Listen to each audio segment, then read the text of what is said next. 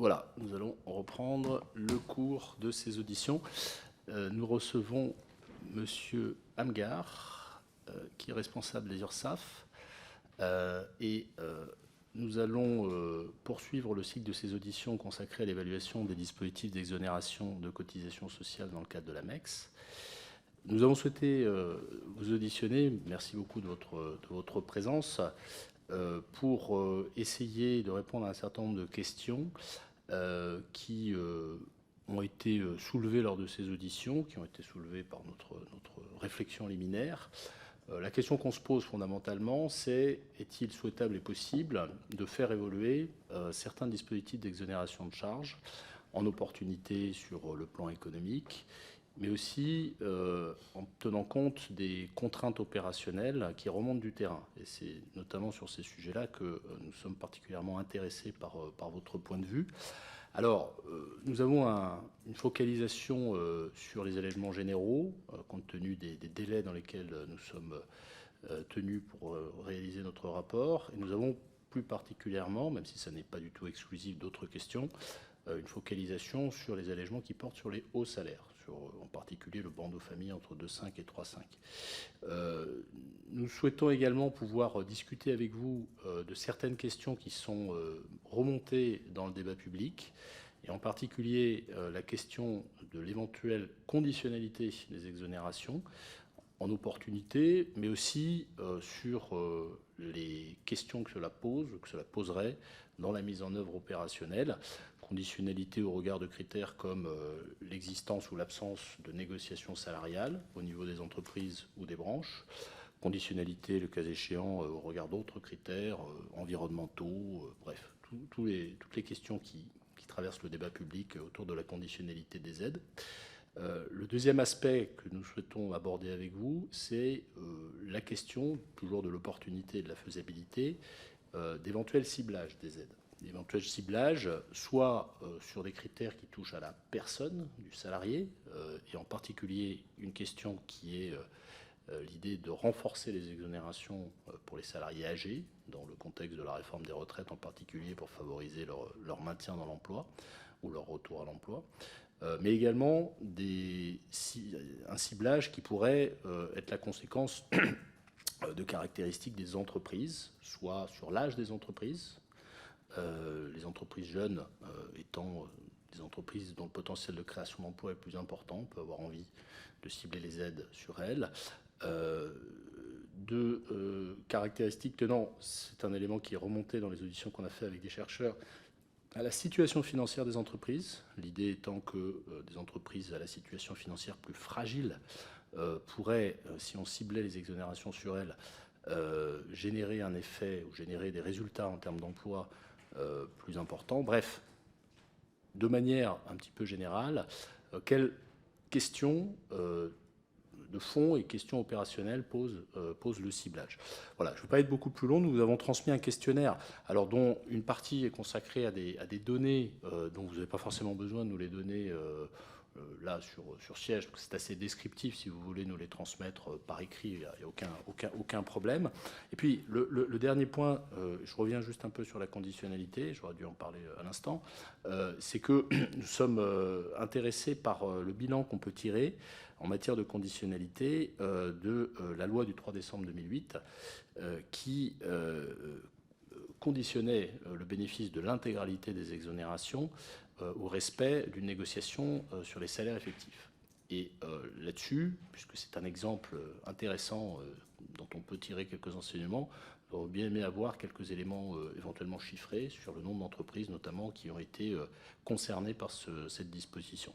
Voilà. Jérôme, je te laisse compléter si tu le souhaites. Non, il n'y a rien à compléter, en tous les cas sur les questionnements, si ce n'est le dernier dans les chiffres aussi, parce qu'on en parlait hier avec le DSS, sur une autre donnée qu'on voulait avoir, qui était le montant des recouvrements de récupération d'exonération de cotisation dans les cas où l'entreprise a fait défaut ou a été condamnée pour prêt de main-d'œuvre, travail dissimulé, etc. Donc c'est le seul autre cas, mais dites-nous s'il y en a d'autres où les exonérations de cotisation sont, en tous les cas, conditionnées, et là même pire, ou mieux, je ne sais pas, récupérer si jamais il y a le non-respect d'une prescription prévue par la loi, quoi.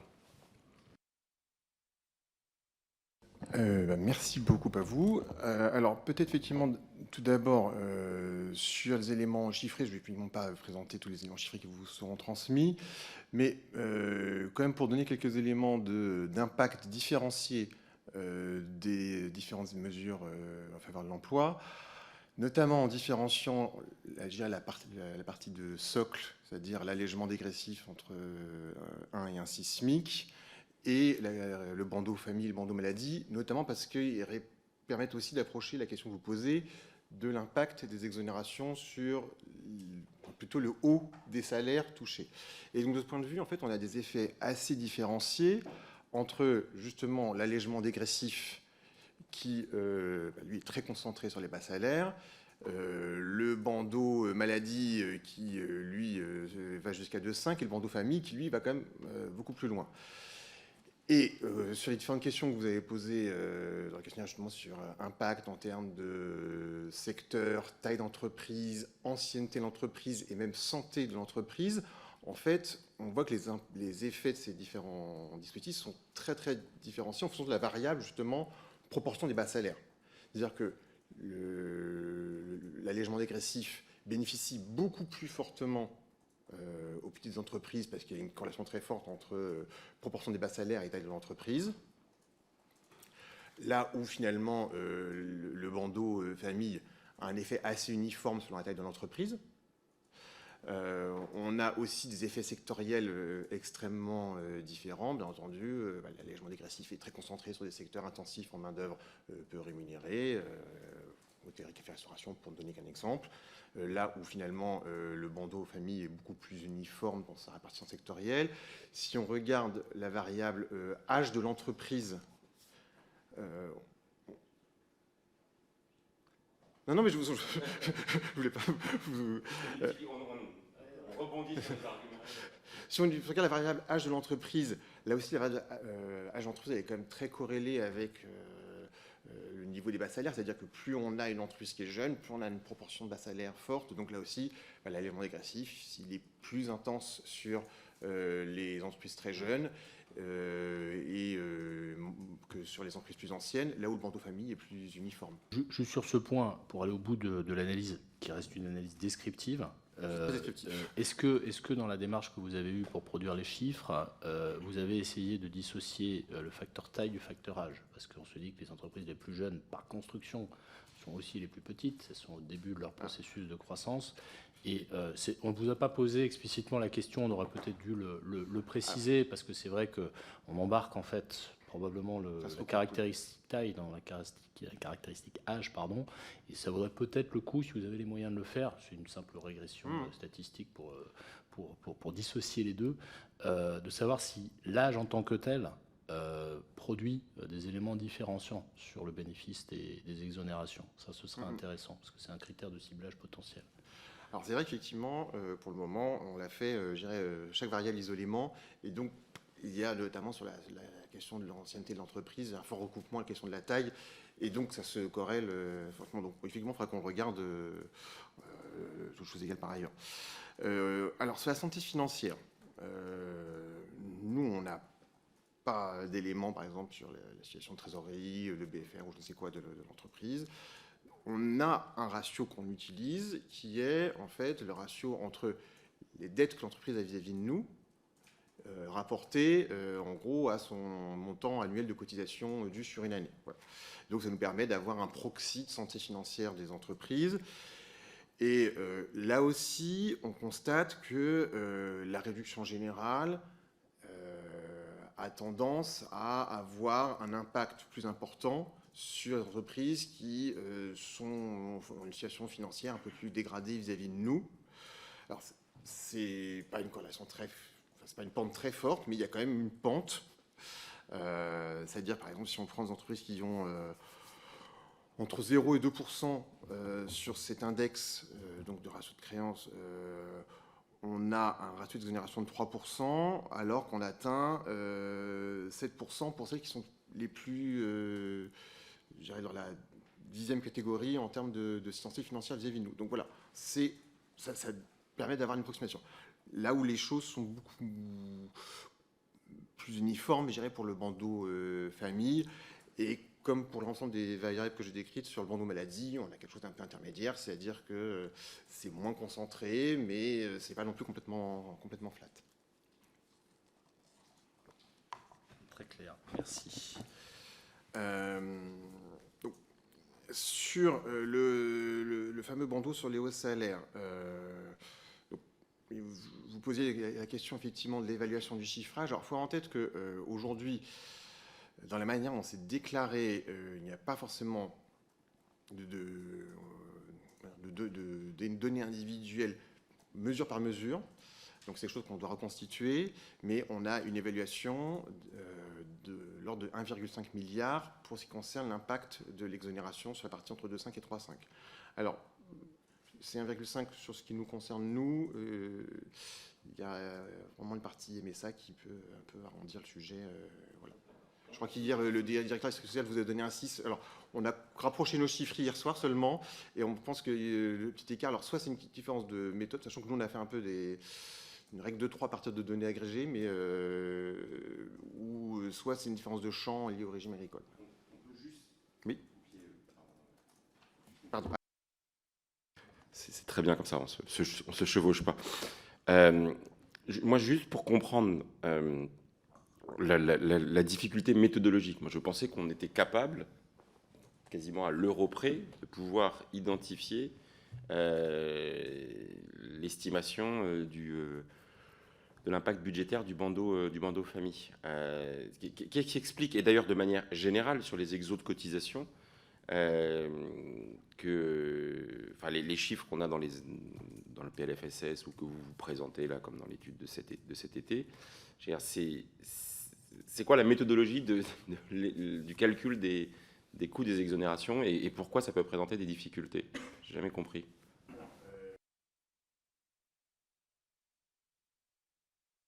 Désolé. Alors, j'essaie d'expliquer ça de manière plus diserte à l'écrit, mais en fait, il y a deux types de difficultés. Il y a d'une part qu'on n'a pas forcément toutes les données qui sont déclarées à l'échelle agrégée, c'est-à-dire à l'échelle de l'entreprise, n'ont pas forcément toutes un équivalent à l'échelle individuelle, c'est-à-dire à l'échelle du salarié. C'est le cas pour l'allègement général. On a bien la donnée est bien présente dans les deux mailles.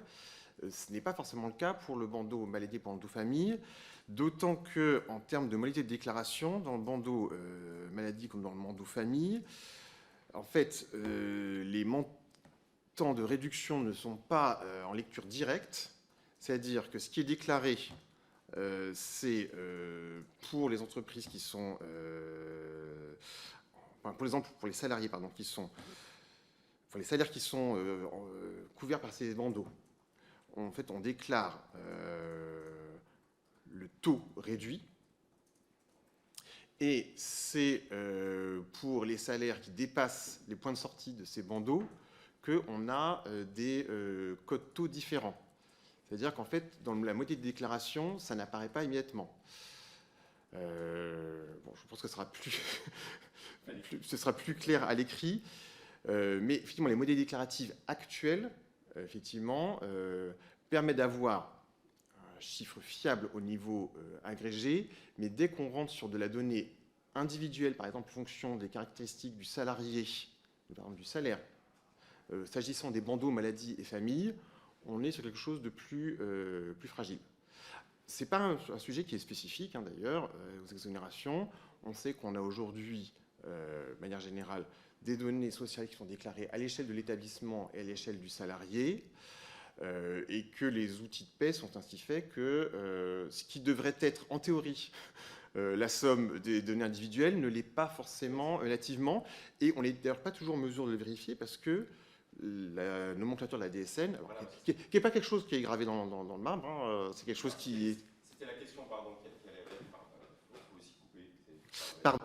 Parce que moi, naïvement, je pensais que la DSN, justement, permettait de colliger les situations individuelles pour faire. Voilà. Donc, alors, ce qu'on pourrait aussi, puisqu'en faisons aussi des choses au passage, qu'est-ce qui permet, enfin, vous dites c'est pas gravé dans le marbre, donc j'imagine que vous avez déjà suggéré les améliorations de la DSN et qui permettraient d'avoir un outil de suivi sur ce point-là ou sur d'autres plus fin.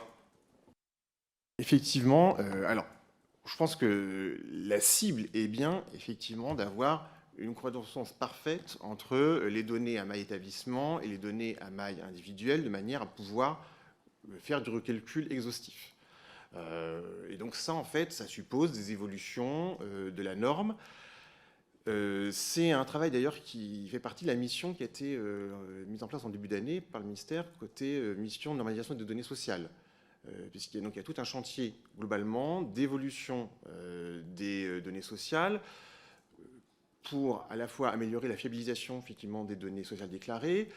Il y a un lien très fort avec le chantier du montant d'aide sociale et globalement de la solidarité à la source. C'est-à-dire que la solidarité à la source suppose d'utiliser les données de paye, les données DSN, et en fait on se rend compte qu'en amont ça suppose de garantir leur plus grande qualité au plus tôt possible, et très vite en fait effectivement on se rend compte que en première intention, les données de paye présentent des anomalies, notamment à l'échelle individuelle, qui font que si on les utilise directement pour calculer les prestations sociales, il y a des erreurs, c'est ce qui a été constaté au moment de la mise en place des allocations de logement.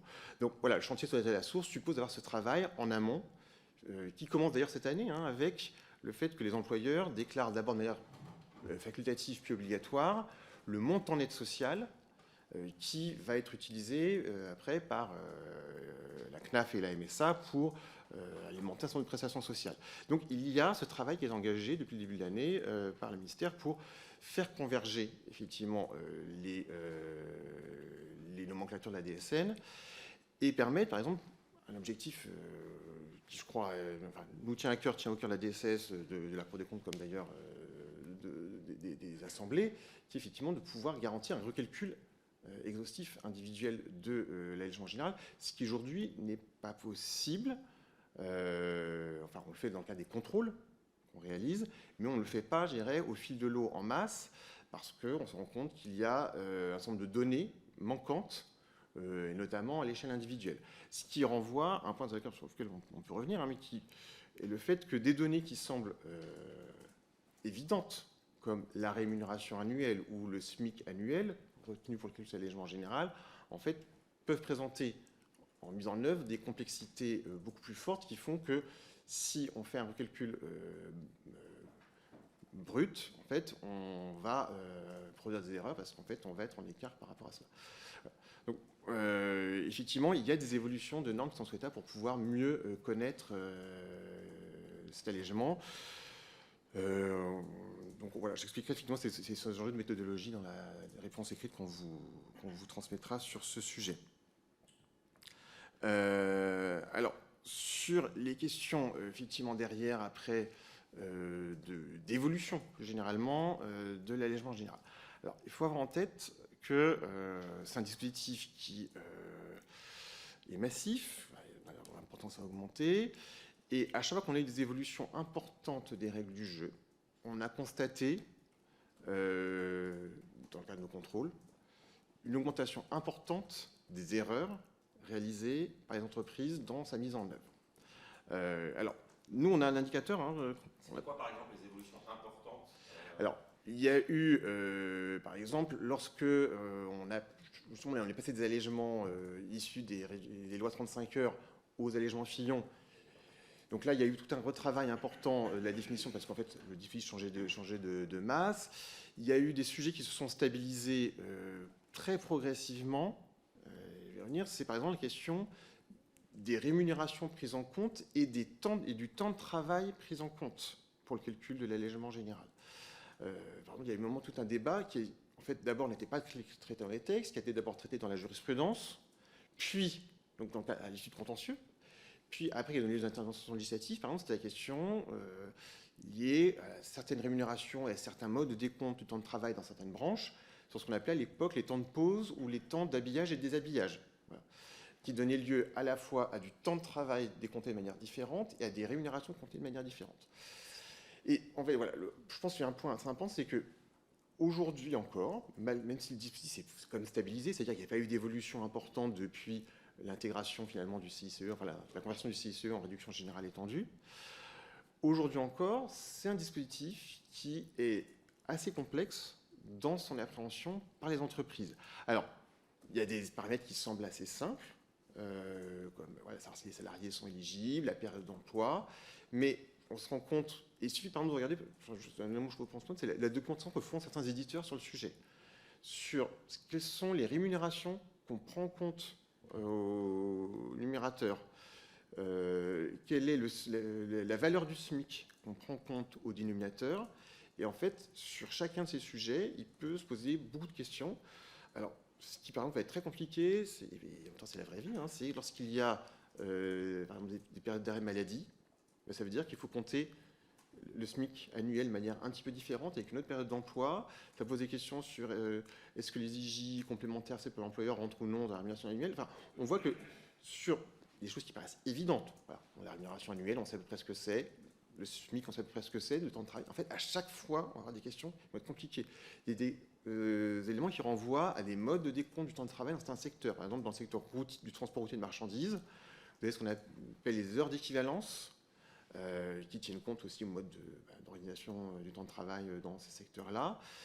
Et là aussi, il y a des décomptes spécifiques. Il y a tous les secteurs aussi, on a les déductions forfaitaires spécifiques pour frais professionnels, et où là, on a un système assez complexe qui va consister à calculer l'allègement général sur la base du salaire après application de la déduction forfaitaire spécifique, à calculer l'allègement forfaitaire sur la base de la déduction des frais professionnels réels, à appliquer sur 30% au deuxième chiffre et à comparer les deux.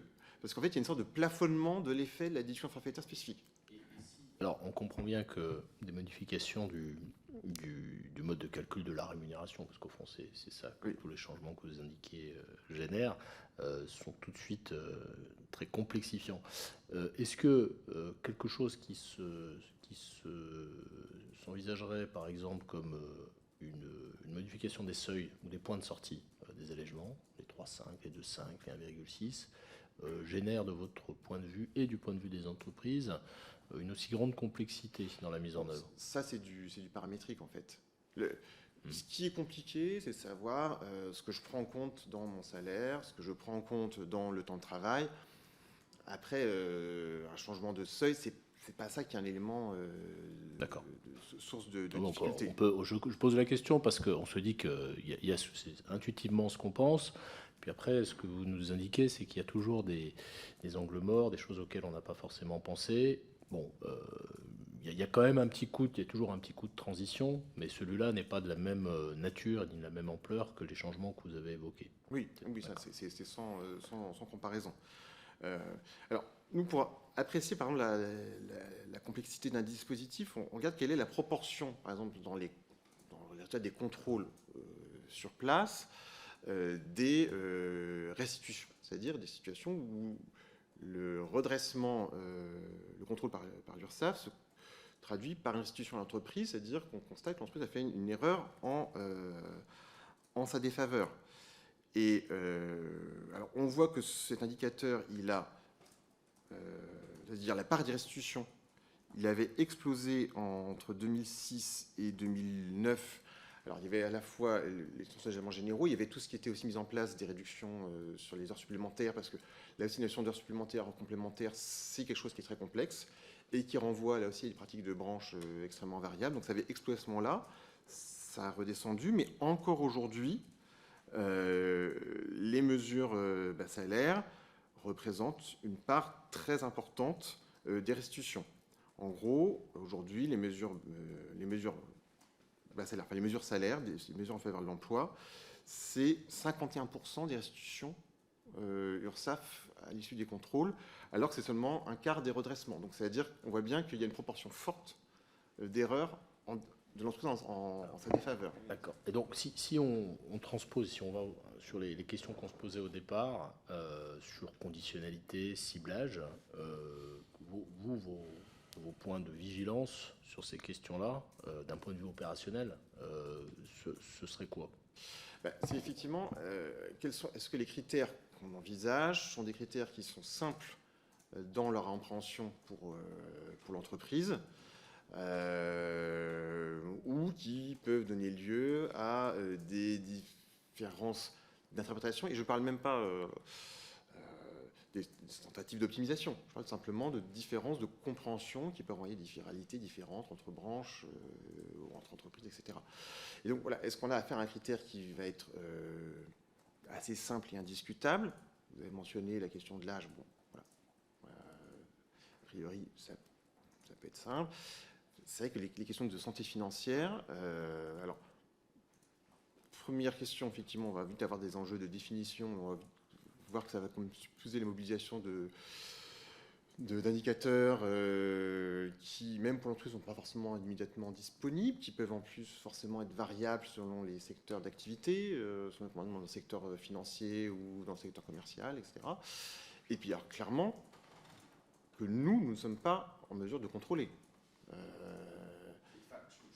m'autorise une remarque que j'entends, l'argument qui était celui, y compris au moment du CICE, de la simplicité, on ne peut pas, la mesure de contrepartie, c'est compliqué à apprécier, les conditions, etc. Bon, mais je vais être un poil provocateur, mais on verse des prestations à des allocataires par exemple de la branche famille, avec des situations individuelles extrêmement compliquées, où on tient compte de leur niveau de revenu, de la situation familiale, parfois de la situation d'isolement. C'est-à-dire qu'on a introduit de la complexité pour individualiser et tenir compte de situations. Donc, vous êtes éligible dans tel ou tel type de situation. J'ai parfois, moi, du mal à entendre l'argument qui est de dire la mesure de la santé financière d'une entreprise, de ses perspectives, etc., c'est compliqué, ce serait compliqué à faire. Vous voyez, je fais une comparaison un peu provocatrice en disant, pour verser des prestations, on est capable de très individualiser, alors avec en plus des difficultés, hein, c'est parce qu'on pourrait avoir le contre-exemple que de dire il y a beaucoup d'indus et de rappels parce que les situations sont compliquées, et peut-être aussi de non-recours au droit pour les situations. Mais là, il y a un peu le côté, il faut que ce soit simple pour le calcul des entreprises. Voilà,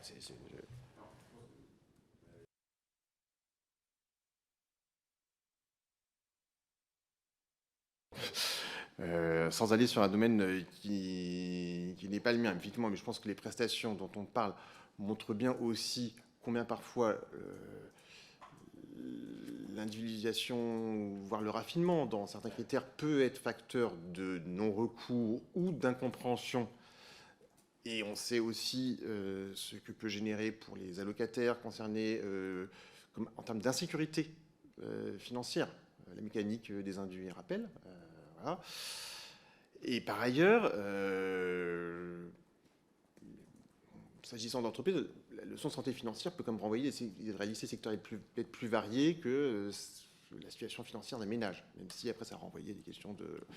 Je sais bien qu'il y a des critères liés à la composition du ménage, à sa localisation, mais on peut avoir peut-être plus de variabilité sur ce qu'est l'appréhension de la santé financière.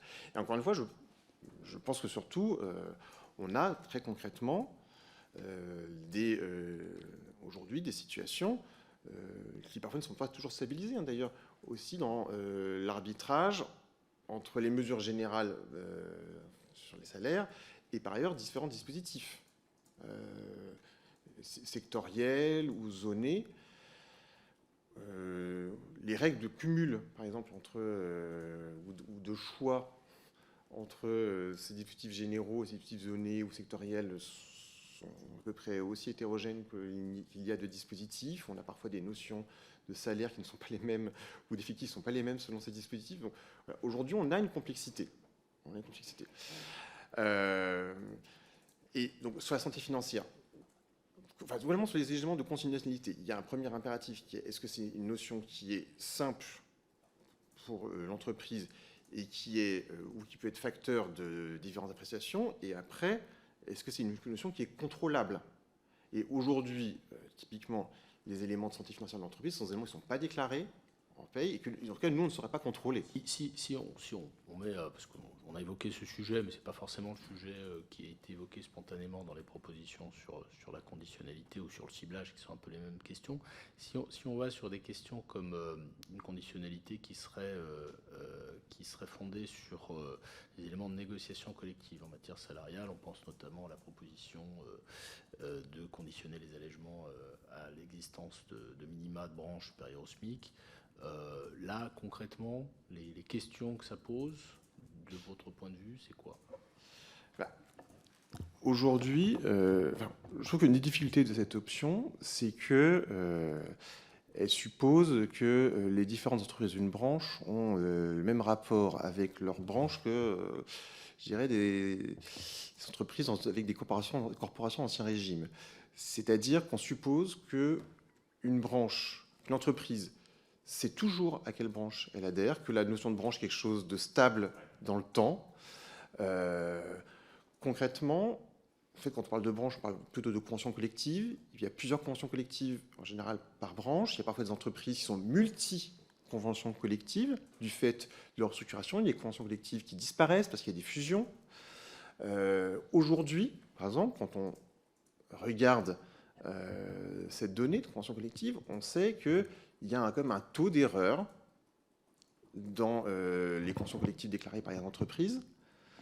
C'est-à-dire que, alors il y a soit des entreprises qui déclarent des conventions collectives qui n'existent plus, qui correspondent à des codes qui ont fermé. Bon, il y a certaines d'entre eux d'ailleurs qui ne sont pas rattachés à une convention collective, il y a aussi cela. Très concrètement, parfois dans une convention collective, vous avez plusieurs grilles en fait qui existent. Donc concrètement, vous avez dans la convention collective qui est celle que je pratique en tant qu'employeur, on a 4 grilles, enfin 4 conventions collectives. Si je prends la convention collective des employés cadres, il y a effectivement des minima pour les employés. Concrètement, est-ce que un recalcul par rapport aux minima s'appliquerait aux seuls employés? Est-ce que ça s'applique aux employés cadres? Enfin, ça pose quand même des questions de champ assez redoutables. Ça pose une question aussi très pratique. Vous avez une réévaluation des minima par la convention collective. Dans quel délai l'entreprise y a accès? Alors, on a quelques branches où il n'y a pas forcément beaucoup d'entreprises, où il y a une affiliation associative très forte, donc on va prêter à peu près au courant de ce qui se passe. Mais enfin, on a parfois des branches avec une poussière de TPE. Et la donnée, le minimum conventionnel, c'est pas forcément. Enfin, aujourd'hui, en tout cas, il n'y a pas de dispositif organisant à tout moment la disponibilité de cette information. Ce qui, par ailleurs, serait une information nécessaire pour dissocier les entreprises qui, même pour une branche dont les minima sont en dessous du SMIC, ont, elles, des salaires qui sont mieux disants que la convention de branche, et celles qui sont dans un tassement de la grille salariale autour du SMIC. Oui. Ça serait nécessaire effectivement d'avoir cette donnée. Ça serait nécessaire de la publier pour lui donner un caractère opposable derrière. Ça pose des questions lorsqu'on a plusieurs revalorisations du SMIC en cours d'année, ce qui arrive dans un contexte effectivement d'inflation. Est-ce qu'on demande à aux branches de revaloriser immédiatement?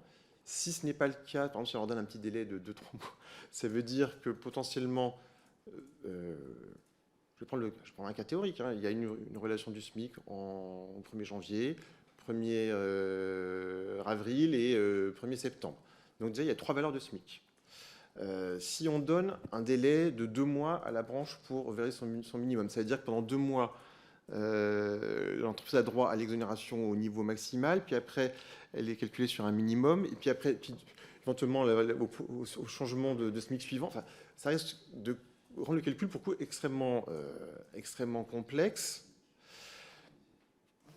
Et fondamentalement, ça risque peut-être aussi de conduire à un résultat qui n'est pas forcément le résultat recherché, c'est-à-dire parce que les partenaires de branche, éventuellement, fassent une négociation consistant à relever uniquement le minimum conventionnel, auquel cas, finalement, en termes d'impact sur les salaires, on n'a rien changé, parce que de toute façon, c'est les salaires qui auraient été reportés par le SMIC. En fait, on a juste acté l'écrasement de la grille de la branche. Moi, je pense qu'il y a peut-être aussi quelque chose d'un petit peu contradictoire à vouloir utiliser un outil qui est dégressif en fonction des salaires, donc de façon qui crée inévitablement une incitation, enfin un coin social plus fort quand on augmente le salaire. Vouloir en faire un outil d'impulsion de dynamique salariale, c'est un petit peu contradictoire dans les termes. Voilà, mais ça, c'est un aspect plus économique, mais je pense que moi, ce qui me préoccupe, avant même de son aspect contrôlable ou non par l'URSSAF, c'est surtout, je pense, en termes de mise en œuvre par l'entreprise, ça peut être quand même extrêmement Et complexe. alors justement, si on descend du niveau branche au niveau entreprise, ça pose la question de la fameuse loi de 2008, puisque Oui. cette loi, elle prévoit des obligations au niveau de l'entreprise. Quel bilan on peut en tirer de votre point de vue? Nous, on a effectivement fait un peu le bilan puisque donc c'est un dispositif qui est aujourd'hui initié par l'administration du travail, mais recouvré par l'URSSAF. Le dispositif, il a eu un maximum d'application en 2011. On a noté 325 entreprises concernées pour un montant approchant 10 millions. Je vous ai dit hier que les paramètres, les critères avaient changé en 2016. Oui. Alors j'avoue que je n'ai pas très bien compris sur quels aspects ils avaient changé. Ça n'a pas été très, très clair. Alors, je pense qu'il y avait déjà un élément procédural et en fait, je pense que jusque-là, jusqu'en 2015, on était en fait sur une mesure qui venait réduire les réductions de cotisation, alors que désormais, on est plutôt sur une pénalité qui peut être, enfin, qui n'est pas forcément corrélée au niveau de réduction sur les cotisations. Dont les textes prévoient qu'elle peut être modulée en tenant compte des efforts constatés pour les négociations, de la situation économique de l'entreprise. Enfin, on donne certains pouvoirs d'appréciation à l'autorité administrative. D'accord, et donc ça fait varier la pénalité entre 0 et 10%, c'est ça? Oui, exactement. D'accord. Alors, sur les dernières années, on a eu en 2020, 21, 22, à chaque fois une entreprise concernée. Voilà. Je dis, en fait, on va dire que entre 2010 et 2014, on avait entre 80 et 300 entreprises concernées par an, et pour des montants qui étaient entre 1,8 et 10 millions par an. En montant, oui. Oui. On est vraiment sur... Voilà. Et post-2014, on est sur une mesure qui est beaucoup plus confidentielle dans son impact. Alors, en 2016, on était à 25. Entre 2018, on était à 8. Et les 3 dernières années, on était à 1 entreprise. Moi, ce que j'ai pas compris, c'est la procédure, en fait. Comment ça s'enclenche? C'est pas vous, hein, Non, donc c'est vraiment, c'est quoi? Qui est-ce qui constate le défaut de... pour moi, c'est la direction du travail. Oui, oui. C'est la direction du travail. Dans le cadre de ses propres procédures L'examen des accords, effectivement. Bon. Je pense qu'on peut conclure, et on conclura sur cette loi, parce qu'on a fait quand même un peu le tour, que ce n'est pas un outil de régulation particulièrement effectif. Bon, la question quand même, c'est est-ce que ça ne remet pas en question, de manière plus globale, le principe d'une conditionnalité fondée sur la négociation collective? Parce qu'on a un exemple, on a presque une expérience naturelle de conditionnalité fondée sur la négociation salariale, dont on voit que la mise en œuvre opérationnelle est assez difficile. Alors après, moi je n'ai pas forcément la vision en amont, puisqu'encore une fois, nous on ne fait qu'encaisser, mais bon, d'une part, le contenu de l'obligation est assez formel et procédural, donc il n'est pas forcément très très difficile d'y souscrire. Et après, je ne sais pas quelle est la part la part d'appréciation qu'utilisent les DREET pour tenir compte de l'impact de la situation économique. On peut penser que aussi si le nombre de sanctions a été limité entre 2020 et 2022, c'était quand même aussi peut-être lié au contexte sanitaire. Voilà, mais bon. En tout cas, même dans les années où le dispositif était plus utilisé, on était sur, encore une fois, entre 100 et 300 entreprises, ce qui n'est pas rien, mais on voit qu'on était quand même sur un dispositif comme assez ciblé et sur des montants assez symboliques. D'accord. Bon, assez clair sur ce sujet. D'autres éléments, Jérôme, sur la conditionnalité? J'avais une question sur les sujets de définition des seuils en multiples du SMIC, qui sont un sujet de préoccupation, parce que dans un contexte de revalorisation du SMIC assez fréquent, on a évidemment une extension de la distribution des salaires concernés par les exos sur les seuils les plus élevés. Et donc la question qu'on se posait, c'est quoi l'alternative? Voilà, est-ce qu'il y a des alternatives de définition qui ne soient pas en multiple du SMIC, qui aient fait l'objet de réflexion entre vos services, les autres éventuellement, sur la dimension opérationnelle? Ça peut être une définition en valeur absolue, dans la mesure où on l'a fait évoluer de manière fréquente, au rythme des revalorisations du SMIC, c'est-à-dire sur une base annuelle quand il n'y a pas trop d'inflation. Ça peut être une définition, ce serait peut-être un peu plus sophistiqué, mais aussi peut-être un peu plus fidèle à l'esprit des exonérations, consistant à définir les seuils comme une proportion du salaire médian, par exemple. Je vais vous poser un peu cette question-là, parce que là, on voit bien qu'il y a un effet difficile à maîtriser lié à cette définition des seuils.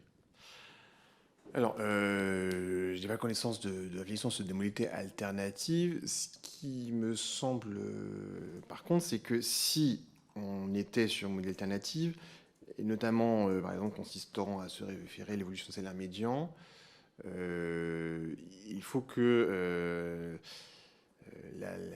cette norme prenne un caractère opposable, c'est-à-dire qu'on ait une publication du montant retenu pour qu'il y ait, pour éviter tout simplement l'incertitude sur la valeur qui sert de référence. Et avec, comme toujours un petit délai de prévalence pour les... Ça veut dire un taux publié, un arrêté qui dit régulièrement. C'est ça. Oui. C'est comme par exemple sur le bonus-malus, pour le coup, par exemple, on avait des valeurs en fonction d'un taux médian, et ce taux médian, il a donné une publication par arrêté. En fait, il faut qu'on ait un arrêté. C'est pas insurmontable. Ah non. Ouais, il faut simplement donner de la publicité. C'est pas du tout un obstacle, c'est une étape. Voilà. D'accord. Bon, il n'y a pas entre guillemets de projet, de réflexion, enfin en tout cas de réflexion, je ne parle pas de projet parce qu'il y a une dimension politique, mais de réflexion un peu sur étagère autour de ces questions-là. Pas à ma connaissance. D'accord. Non. Parce qu'on a quand même le sentiment, je reviens quand même sur l'aspect l'impact finance publique, on a quand même le sentiment que l'évolution assez rapide du montant global des allègements ces dernières années, même si c'est pas facile de dissocier les effets de structure, les effets liés aux créations d'emplois, les effets liés à l'évolution de la masse salariale et les effets liés justement à l'évolution du SMIC et des différents et de la définition des seuils comme multiples du SMIC, on aurait au fond envie de savoir ce que coûte cette approche définitionnelle en isolant ce facteur-là par rapport au facteur emploi et au facteur évolution tendancielle de la masse salariale. Je ne sais pas si vous avez un peu réfléchi à ça, mais donc je comprends en fait que c'est pas forcément... En tout cas, si je pense qu'on sait... dans le monde, avant retour de l'inflation, on savait effectivement estimer un impact en coût sur les allègements généraux d'une revalorisation du SMIC, en supposant effectivement qu'il y avait un délai de transmission à la masse salariale qui était un peu calé sur un historique. Et donc, on savait effectivement faire ce type de chiffrage. Ce qu'on constate depuis maintenant 1 an et demi, c'est que globalement, on a plus de difficultés à prévoir l'impact de ces revalorisations du SMIC et globalement à prévoir l'évolution des éléments généraux, parce que ce qui nous servait de référence en termes de délai de transmission entre la hausse du SMIC et les hausses de salaire sur les salaires avoisinants, les références qu'on avait ne sont plus bonnes. Et donc, on constate davantage d'incertitude, de volatilité sur nos prévisions. Là, pour le coup, effectivement, on a... Ça vaut, ce que vous dites, et je s'entends très bien, mais ça vaut uniquement pour l'allègement dégressif, puisque Oui. le sujet, c'est la réaction des salaires proches du SMIC, entre 1, 2, 1, 3. Est-ce que l'ajustement se fait rapidement ou pas? C'est sur le volet allègement dégressif. Sur les deux bandeaux, il n'y a pas d'enjeu de prévision. Non. D'accord. Sauf à supposer qu'il y ait une dynamique plus forte sur les salaires situés au-dessus des points de sortie des deux bandeaux. Ce qui... en tout cas, il y a des différences dynamiques entre ce qui est en dessous du 2,5 au 3,5 ou au-dessus. Mais celui par contre, je pourrais vous transmettre des analyses qu'on a réalisées sur les difficultés de prévision qu'on a désormais du fait, en fait des différences de dynamique constatées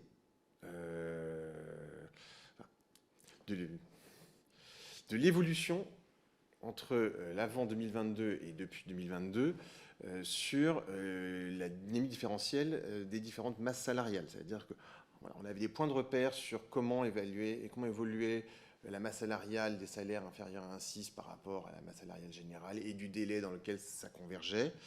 Et on a produit de données sur l'année 2022 qui montrent qu'on a...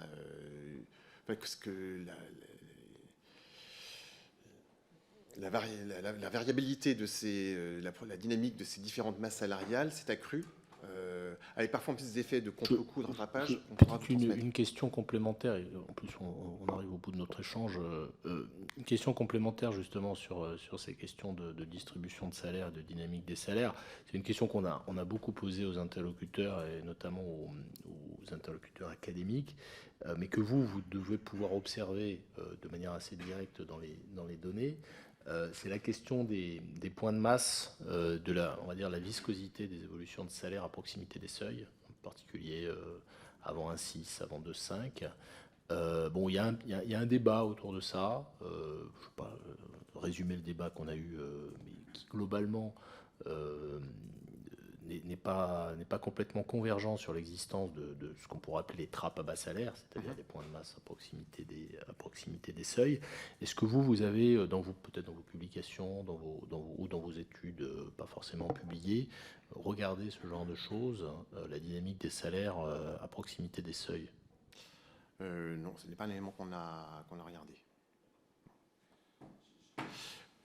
Désolé, mais je vais poser une question qu'on n'a pas. Il faut le micro. Pardon. Mais peut-être qu'on reprendra ça à un autre moment parce qu'il reste 2 minutes. Mais le rythme la compensation des exonérations, ça vous concerne. On est d'accord. Le rythme de versement, les impacts des modalités de compensation sur la trésorerie de la COS, ça vous concerne. Est-ce que c'est un sujet aujourd'hui en rythme de la compensation par l'État sur l'impact sur votre trésorerie, etc. Et je pose cette question sur l'ensemble des exonérations, évidemment. Donc ça, c'est pas un sujet qu'on va aborder là maintenant, mais si moi je veux bien un peu de littérature sur est-ce que c'est aussi un effet connexe Ouais. Peut-être qu'à la fin de l'audition, je vais finir par savoir le faire. Non, ce que je peux dire très sommairement, même si ça sera plus développé à l'écrit, c'est que globalement, par rapport à une époque qu'on a pu connaître, effectivement, il y avait un sujet d'accumulation de dettes et taxes sociales. Le sujet aujourd'hui, quand même, très maîtrisé. Il y a une différence, je dirais, entre la compensation par affectation de recettes à la sécurité sociale, notamment de TVA, qui ne pose pas de difficulté, parce que de toute façon, c'est assez... voilà, enfin, la seule question qui peut se poser, mais qui est est-ce qu'effectivement, les recettes qu'on affecte ont la même dynamique que ce qui est compensé? Bon, quand on parle à la TVA, à la masse salariale, je crois que la littérature économique est que, en tout cas, à long terme, c'est équivalent. Bon. La question peut se poser parfois sur les exonérations ciblées qui donnent lieu à compensation budgétaire, parce qu'il peut exister des situations où la tension de de maîtrise du budget de certains ministères concernés fait qu'ils peuvent avoir tendance un peu à pousser la facture devant. Ça reste quand même à la fois pas très massif et maîtrisé. C'est-à-dire qu'on parle de quelques mois avant que les choses se régulent. Encore une fois, on n'est plus dans la situation qui existait avant 2008, où on avait une dette État Sécu qui s'était constituée en milliards sur plusieurs années. Voilà. Alors, par ailleurs, dans une époque où on empruntait un taux négatif, c'était par ailleurs plus un sujet de préoccupation. Bon, là, les taux redeviennent positifs, ça redevient un sujet de préoccupation. Donc voilà, on garde une vigilance très forte sur ce sujet, sur le sujet du fait du respect des échéanciers, hein, puisque donc très concrètement, il y a des échéanciers qui sont conclus entre la DSS, la COS, la direction du budget et les ministères payeurs. Et donc, il y a une vigilance sur le respect des échéanciers. Et dans les situations où il y a pu avoir un défaut de paiement de certains ministères, ça n'a pas manqué de susciter une sollicitation du gouvernement par les partenaires sociaux concernés. Très bien, merci beaucoup. Merci beaucoup, c'était très utile avec un éclairage un peu différent de ce qu'on a pu entendre lors des dernières auditions. Donc merci beaucoup pour votre présence et pour vos témoignages.